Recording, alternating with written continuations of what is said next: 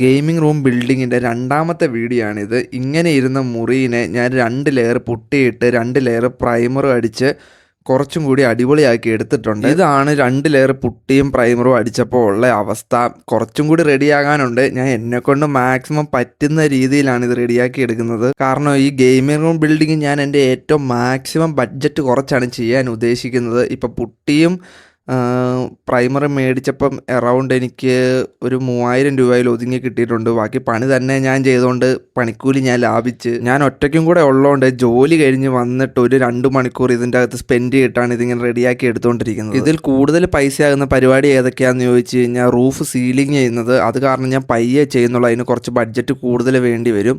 പിന്നെ ഇതിൻ്റെ അകത്തെ അലമാരയൊക്കെ മാറ്റി പുതിയത് മേടിക്കണം. ഇതാണ് നിലവിൽ എൻ്റെ കയ്യിലുള്ള ടേബിൾ. ഇത് ഫുള്ള് പുട്ടി വീണ് പോയിട്ടുണ്ട്. ഇനി പുതിയൊരു ടേബിൾ മേടിക്കണം. ഇതെൻ്റെ കുറച്ച് ഹോട്ട് വീൽസ് കളക്ഷനാണ്. കുറച്ച് റെയർ ഐറ്റംസ് ഉണ്ട്.